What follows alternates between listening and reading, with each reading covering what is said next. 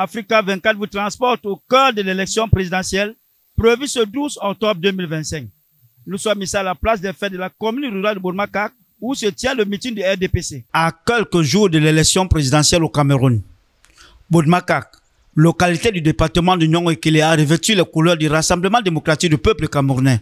Jeudi 9 septembre, la présidente de la commission départementale de campagne, Pauline Irène Nguene, était en visite de terrain. Objectif, évaluer la mobilisation des militants et faire le point sur les actions menées dans une atmosphère placée sous le signe du dialogue, de la cohésion et du renforcement stratégique. Attention à ce qui est visible. Attention à ce qui est visible. Ce qui est visible n'est pas forcément profond. Moi, j'ai fait le Bourmakak profond. Quand je vous dis 54 villages, j'ai visité, j'ai fait 22 meetings. Donc, je peux vous dire qu'attention à ce qui est visible. Ce que je peux vous dire, c'est que Bourmakak, quand même, aujourd'hui, nous avons du progrès. Nous travaillons au progrès. Un hôpital de district, une morgue en construction. On a une route qui part de Bibodi à Mbébé. On a, ma foi, un progrès à nul autre pareil. La ville s'est embellie avec l'hôtel de ville, etc. Donc, tout cela est à mettre à l'actif du président Paul Biya et du RDPC. Mon discours est donc de dire attention à la politique du ventre, une bière, une bouteille. Moment fort de cette descente, la satisfaction affichée de la présidente face à l'engagement des équipes locales. Elle a salué la détermination des scrutateurs et la coordination des responsables communaux. Une dynamique jugée encourageante à l'approche du scrutin du 12 octobre, alors que les différents partis intensifient leur tournée pour séduire un électorat de plus en plus attentif.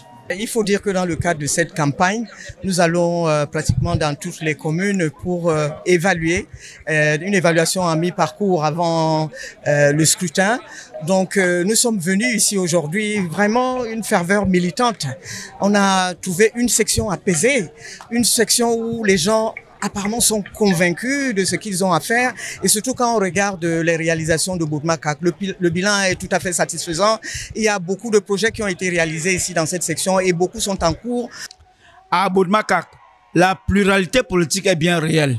Le terrain électoral s'anime. Les formations en liste rivalisent d'initiatives pour convaincre. Une vitalité démocratique que cette visite du RDPC est venue illustrer entre bilan d'étape et mobilisation générale dans une région stratégique du centre du Cameroun. Bienvenue à Boum-Yébel, une localité dans le département de Nyong-Ekele, région du centre. Nous sommes ici à Boum-Yébel, où se tient le meeting de Cabral Libi, le candidat à la présidentielle du parti PCRN. La localité de Boum-Yébel, située dans la commune de Ngoma-Poubi, dans le département de Nyong-Ekele, a vibré jeudi 9 octobre au rythme d'une mobilisation politique sans précédent. Cabral Libi, candidat du Parti camerounais pour la réconciliation nationale, a lancé une tournée de proximité dans son département d'origine pour rencontrer les populations et leur présenter son programme. Un accueil chaleureux et des acclamations ont marqué son arrivée, témoignage de l'enthousiasme populaire. Je présente le projet depuis le matin. Nous avons commencé par la commune de Makak, puis par la commune de Bonjok, maintenant, et puis la commune de Matombe. Maintenant, nous sommes à la commune de Ngoma-Poubi. Nous devons aller à Ezeka, ma ville natale, puis achever avec Diban un peu plus tard dans la nuit. Et vous observez cette ferveur populaire. Après tout aussi, ce sont mes électeurs qui tiennent aussi à me témoigner leur attachement et leur adhésion massive. Au cœur de son discours, le candidat a mis en avant ses priorités pour le Cameroun de demain. La gratuité de l'école primaire, un accès amélioré aux soins de santé, ainsi que la protection sociale des familles vulnérables figurent en tête de ses engagements. Il a également proposé la création de 25 régions communautaires autonomes, afin de rapprocher l'administration des citoyens et de rendre les décisions plus proches des réalités locales. Il y aura 25 régions communautaires autonomes au Cameroun, mais parmi elles, il y aura la région de la Sanaka. Elle va renaître. La nationale d'identité sera gratuite. Tous les élèves du Cameroun recevront un chèque scolaire de 10 000 francs. Les étudiants camerounais recevront un chèque études de 25 000 francs. Dans le Nyong-Ekele, le candidat mise sur la proximité et l'écoute.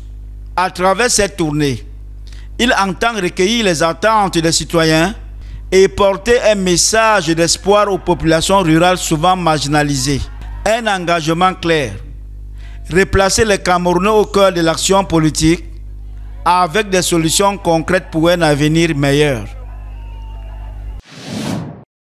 Ambiance survoltée à Codec, bastion du RDPC, le 9 octobre 2025. Sous un soleil de plomb, militants, sympathisants et responsables du parti se sont réunis pour une seule et même cause, réaffirmer leur soutien au candidat RDPC à quelques jours de l'élection présidentielle du 12 octobre. Ce rassemblement s'inscrit dans une tradition locale forte, celle de la fidélité indéfectible à la cause du président sortant, Paul Biya.